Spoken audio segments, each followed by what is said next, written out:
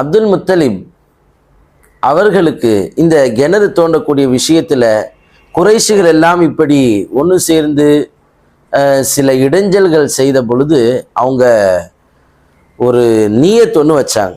யா அல்லாஹ், எனக்கு இந்த விஷயங்கள் சுமூகமாக முடிந்து கிணறை நான் சிறப்பான முறையில் தோண்டி அந்த கனவை நிறைவேற்றிவிட்டால் எனக்கு பிறக்கக்கூடிய பிள்ளைகளில் ஒரு பிள்ளை உனக்காக அர்ப்பணித்து விடுகிறேன் அப்படின்னு நியத்து வச்சிருந்தாங்க. அல்லாஹ் அவர்களுக்கு 10 பிள்ளைகளை கொடுத்திருந்தான். இப்போ அந்த நியத்தை நிறைவேற்ற வேண்டிய நேரம் வந்துருச்சு. சார், நம்ம அல்லாஹ்வுக்கு நாம் செய்த அந்த உடன்படிக்கையின்படி நாம் நேர்ச்சையை நிறைவேற்றணும்னு சொல்லி தன் பிள்ளைகளை கூப்பிட்டு சொல்கிறாங்க, எப்பா இந்த மாதிரி நான் நியத்து வச்சுருந்தேன், அதை இப்போ நான் நிறைவேற்ற போகிறேன். 10 பிள்ளைகளும் ஒத்துக்கொண்டார்கள். சரி தந்தையே, அப்போ எப்படி செய்ய போகிறீங்க? அப்போ சொன்னாங்க, உங்கள் எல்லா பேரையும் நாம் ஒரு இதில் எழுதி நாம் தேர்ந்தெடுப்போம், குலுக்கி போட்டு பார்ப்போம், யாருடைய பேர் வருதோ அவர்களை இறைவனுக்காக நான் குர்பானி கொடுக்க போகிறேன். பிள்ளைகள் அத்தனை பேரும் ஒத்துக்கிட்டாங்க. கடைசியாக எல்லாருடைய பேரை எழுதி பார்த்தால் அப்துல்லா ரதியல்லாஹு அன்ஹுடைய அந்த பெயர் வந்துருச்சு. இவர்கள் யாரு? வரலாற்றிலே ஆசிரியர்கள் பதிவு செய்வார்கள், அஹப்பு வலதி அப்து முத்தலிப் இலைஹி, அப்துல் முத்தலிபுக்கு கடைசி புள்ள, அதே நேரத்தில் ரொம்பவும் அவர்களுக்கு பிரியமான புள்ள. அப்துல் முத்தலிப் அவ்வளோ அப்துல்லாவை தன்னுடைய 10 பிள்ளைகளில் ரொம்ப அப்துல்லாவின் மீது பாசம் வச்சுருந்தாங்க. ஆனாலும் இறைவனுடைய தீர்ப்பு, நம்ம என்ன செய்கிறது, அதை அப்படியே நிறைவேற்றுவதுதான் நல்லதுன்னு சொல்லிட்டு அவர்கள் அப்துல்லா ரதியல்லாஹு அன்ஹு கூப்பிட்டுட்டு போகிறாங்க. குறைஷிகள் எல்லாம் வந்தாங்க. வந்து சொன்னாங்க, என்ன பண்ணுறீங்க நீங்கள்? எங்களுடைய பெரிய தலைவர் நீங்களே இப்படி பிள்ளைகளை அல்லாஹ்வுக்காக நேர்ச்சை செய்து காரியம் நிறைவேறதுக்கு பிள்ளைங்களே இப்படி அறுத்துட்டு இருந்தோன்னு சொன்னால், உங்களை பார்த்து எல்லாமே ஒவ்வொரு காரியத்துக்கும் நான் என்னுடைய இந்த பிள்ளைய, நான் என்னுடைய அந்த பிள்ளைய ரப்பே உனக்காக கொடுக்குறேன்னா கடைசியில் குழந்தைகளே இல்லாமல் போயிடுமே.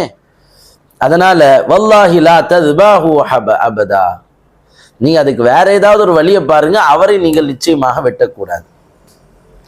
இதுல அப்துல்லா ரதியல்லாஹு அன்ஹு அவர்களுடைய தாய் வழி கோத்திரத்தை சேர்ந்த முகைரா அவர்கள் என்ன சொன்னாங்க, அவர்களுடைய சகோதரி மகன் அப்துல்லா, அவங்க வந்து சொன்னாங்க, கண்டிப்பாக நாங்கள் அதற்கு ஒத்துக்கொள்ளவே மாட்டோம். ஏன்னா அப்துல் முத்தலிபுக்கு 2-3 மனைவிகள்.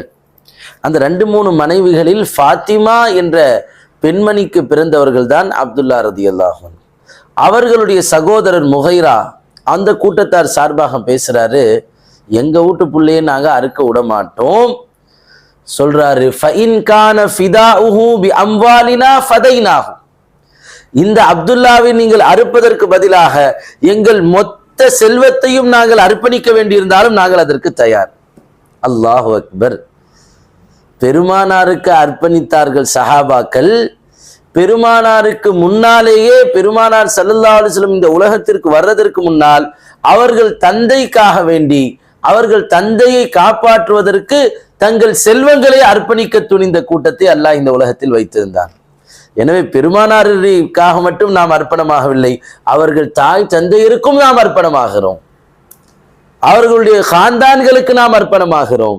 எப்பேற்பட்ட நபி அவர்கள் நமக்காக கொடுத்திருக்கிறார்கள், எப்படிப்பட்ட அகிலத்தின் ஒளி விளக்கு, நம்மை ஈருலகிலும் காப்பாற்ற வந்த, ரட்சிக்க வந்த ரஹ்மத்துல்லில் ஆலமீனை தருவதற்கு, நாம் பெறுவதற்கு காரணமான அந்த கூட்டத்தார்கள், அந்த குடும்பத்தாருக்கு நாம் அர்ப்பணமாகி கொண்டே இருக்கிறோம்.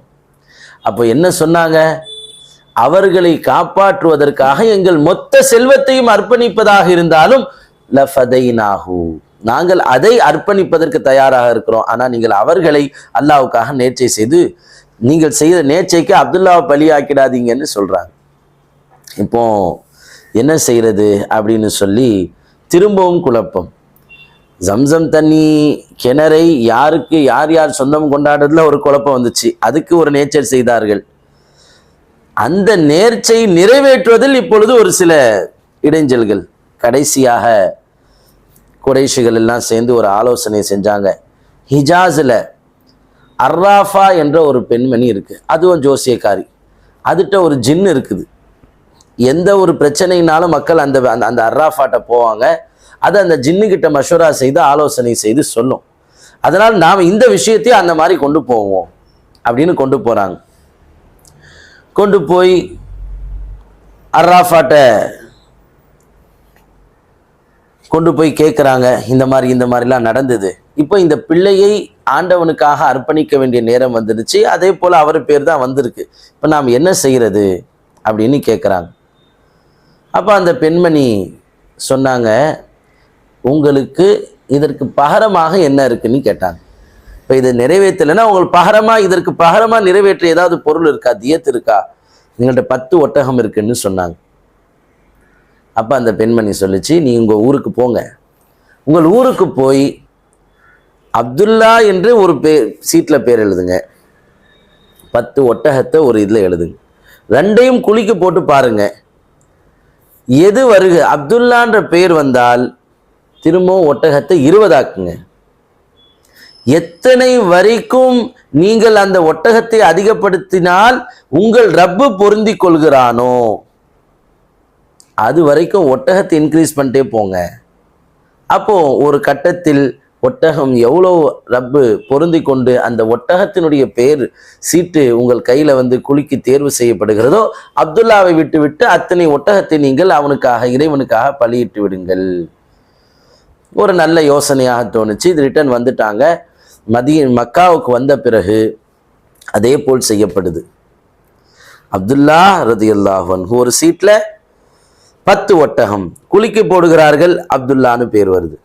20 ஒட்டகம் இன்னொரு சீட்டில் அப்துல்லான்னு பேர் வருது. 30 ஒட்டகம் இன்னொரு சீட்டில் அப்துல்லான்னு பேர் வருது. 40, 50, 60, 70, 100 ஒட்டகை.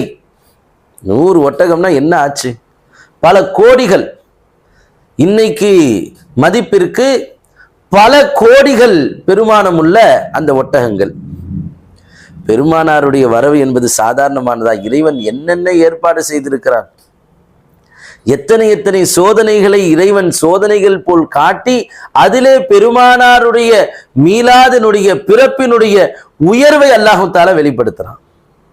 100 ஒட்டகம் வந்துருச்சு, அப்துல்லான்ற சீட்டு கிடைக்கல. இப்போவும் அப்துல் முத்தலிப் அவர்கள் மனம் நிம்மதி அடையல. இல்லை, இதை 3 தடவை திரும்ப குளிக்க போடுங்க. 100 ஒட்டகம் அப்துல்லா குளிக்கி போட்டு அதுக்கப்புறமும் 100 ஒட்டகம் வந்தா நான் என் பிள்ளையை விட்டுறேன், இறைவனுக்காக வேண்டி நான் அந்த 100 ஒட்டகை பலியிடுறேன்னு சொன்னாங்க. அதே போல் 3 தடவை குலுக்கி போடப்பட்டது. 3 தடவையும் 100 ஒட்டகம் என்று வந்தது. இந்த ஒவ்வொரு முறை குலுக்கி போடும் பொழுதும் அப்துல் முத்தலிப் என்ன செய்தாங்க? வகாம அப்துல் முத்தலிப் யதுல்லாஹ், அல்லாஹ்விடத்தில் அவர்கள் துவா செய்தார்கள், யா அல்லாஹ் நீ நேர்வழியை காட்டு. பெருமானாருடைய பாட்டனார் எந்த அளவுக்கு அல்லாஹ் பொருந்தி கொள்ள வேண்டும் என்பதற்காக எவ்வளவு பிரயாசம் எடுக்கிறாங்க. தாம் புள்ள போனாலும் பரவாயில்ல, ஆனா அல்லாஹ்வுடைய பொருத்தம் வேண்டும். தான் புள்ளையை காப்பாற்றுவதற்காக அல்லாஹ்வுடைய பொருத்தத்தை விட்டுவிடக்கூடியவன் நான் அல்ல. நபி என்னில் இறுதி நபியை பெற்றெடுக்கக்கூடிய எங்கள் பரம்பரையில் ரப்புக்கு கோபமான காரியத்தை நான் செய்ய மாட்டேன் என்று அதிலே மிக உறுதியாக இருந்தார்கள். ஆனால் அப்துல்லா ரதியல்லாஹு அன்ஹு யாரை சுமந்திருக்கிறார்கள்? அவர்களில் என்ன ஒளி இலங்கி கொண்டிருக்கிறது? அகிலத்தின் ஒளி அல்லவா அவர்களில் இலங்கி கொண்டிருக்கிறது. எனவே அந்த நூரே முஹம்மதி இந்த உலகத்திற்கு வருவதற்காக வேண்டி 100 ஒட்டகங்கள் தங்களை அர்ப்பணித்து கொண்டன. என்ன அந்த ஒட்டகங்களுடைய ஒரு உயர்வு! அந்த ஒட்டகங்களுக்கு கிடைத்த மிகப்பெரிய பாக்கியம் என்ன? அல்லாஹ்வுக்காக அந்த ஒட்டகங்கள் அறுபட்டன. நேர்ச்சை என்ற அடிப்படையில் ரசூலுல்லாஹ் இந்த உலகத்தில் வர வேண்டும் என்பதற்காக 100 ஒட்டகங்களும் தங்களை குர்பான் ஆக்கி கொண்டன. இறுதியாக அப்துல் முத்தலிப் அந்த 100 ஒட்டகங்களை அடுத்து பலியிட்டு தங்களுடைய அந்த நேர்ச்சையை நிறைவேற்றினார்கள்.